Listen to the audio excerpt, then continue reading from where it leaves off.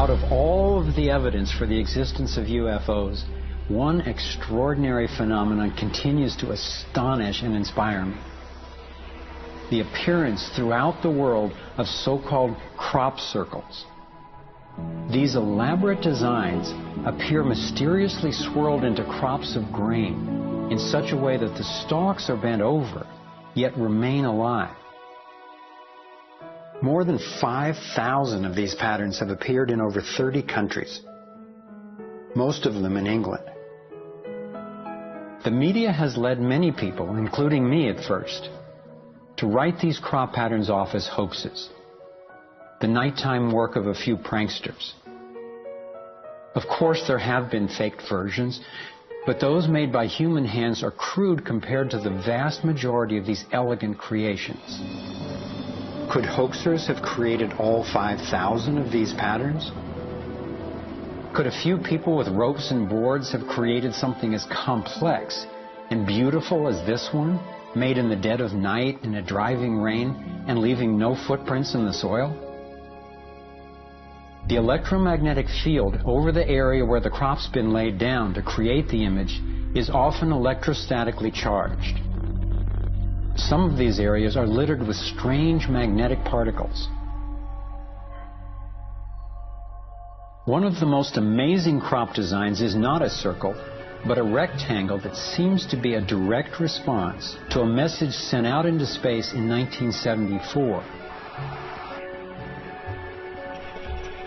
The message was a radio signal depicting our planet's location in our solar system and Earth's people, in hopes that it might be received and interpreted by an extraterrestrial intelligence.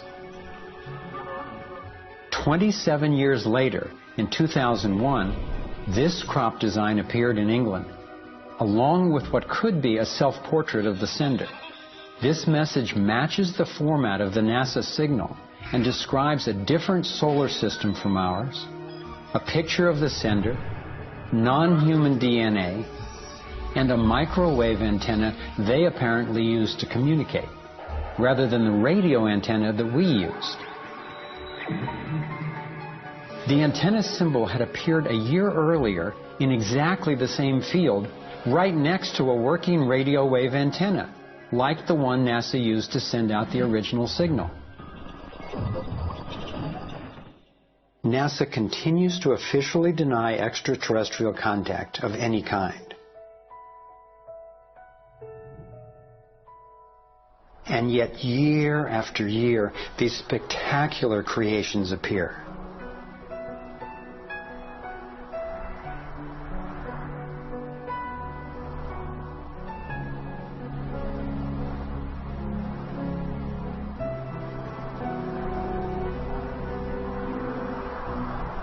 So what might these remarkable designs mean?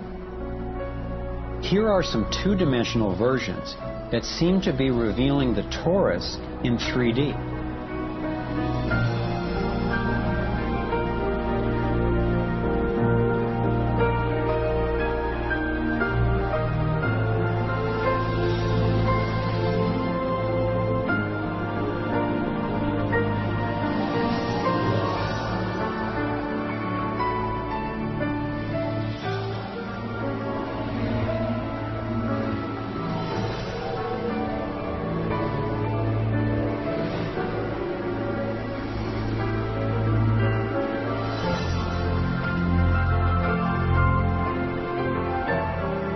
Here is the vector equilibrium.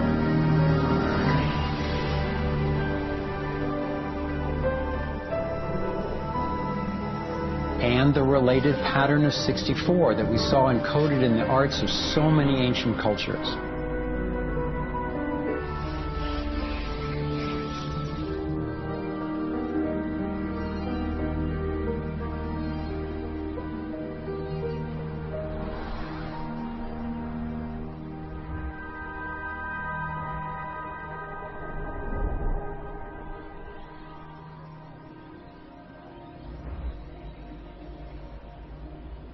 When I saw the coherence between the crop circles and the ancient encodings, I thought regardless of whoever created them and wherever they're from, there must be an important purpose to these designs. They're so coherent. I've come to believe that the pattern of the torus and the vector equilibrium, especially in the form of the 64 tetrahedron crystal, is showing us how energy works in the universe so that we can learn to align with it. I believe that they're giving us a model for accessing energy in a clean, safe, and limitless way, and a new means of propulsion. What more important message could there be to get to us, and especially now, from their perspective, as we're beginning to extend our careless reach beyond our planet? I got further confirmation of this notion when I met Dr. Jack Kasher, a former professor of physics at the University of Nebraska, who has also researched UFO phenomena. Presenting at a Sequoia symposium, Dr. Kasher showed a remarkable series of drawings by a woman named Lane Andrews, who claimed to have been invited onto an extraterrestrial spacecraft.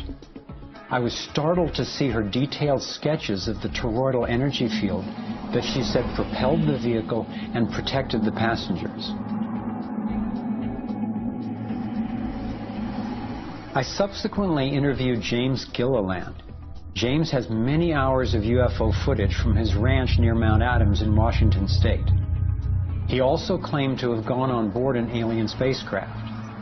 What blew my mind was that he had never met Lane Andrews and had no knowledge of her experience, yet he described a phenomenon that was amazingly similar: numerous ships with spinning rings of light.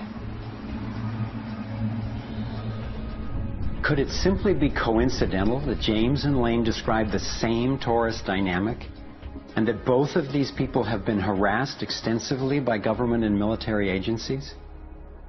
To some, the idea of UFOs may sound crazy, and yet from another perspective, it is completely plausible.